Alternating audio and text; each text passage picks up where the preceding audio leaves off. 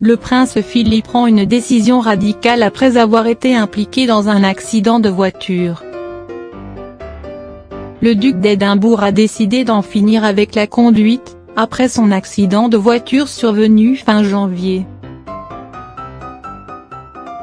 Le palais de Buckingham, relayé sur Twitter par une journaliste du Daily Mail, a en effet annoncé après réflexion, le duc d'Édimbourg a pris la décision de rendre son permis de conduire.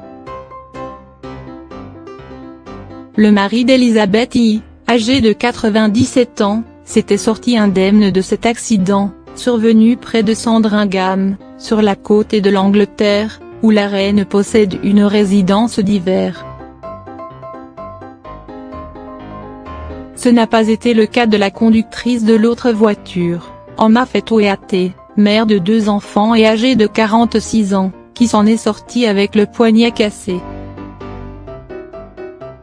Elle était au volant de sa Kia lors du choc avec la Land Rover 4 signe de multiplication 4 conduite par le prince Philippe. Elle avait regretté le manque d'égard que le prince aurait eu envers elle. Après le choc, il serait rentré à Sandringham sans même lui parler, avait-elle assuré dans la presse britannique.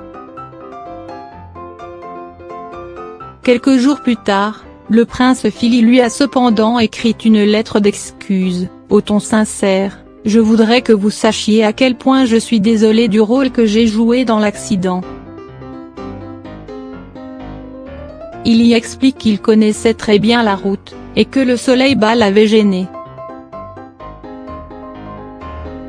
La mère de 2 enfants pourrait pourtant envisager des poursuites, comme elle l'avait déclaré au Daily Mail. Il faut trancher, le prince Philippe et moi sommes-nous considérés comme des citoyens égaux ou pas ? On doit lui réserver le même traitement qu'à moi. Une enquête est en cours, menée par un service spécial lié à la couronne, et qui devrait décider si des poursuites judiciaires auront lieu. Ce service prendra en compte cette décision de rendre son permis. 2 jours après l'accident, le prince Philippe avait choqué l'opinion publique et déclenché une polémique, car il avait été vu au volant d'une voiture, sans porter de ceinture de sécurité. Une habitude des membres de la famille royale britannique qui s'expliquerait par le besoin d'évacuer rapidement le véhicule en cas d'imprévu. Après son accident, le prince Philippe apparaît cependant diminué, il aurait été secoué par l'accident et se trouverait visiblement tendu, plus fragile et en difficulté, d'après la presse anglaise. La question de la conduite d'un véhicule à son âge a agité l'opinion. Il est connu pour avoir été un grand amateur de conduite et de vitesse.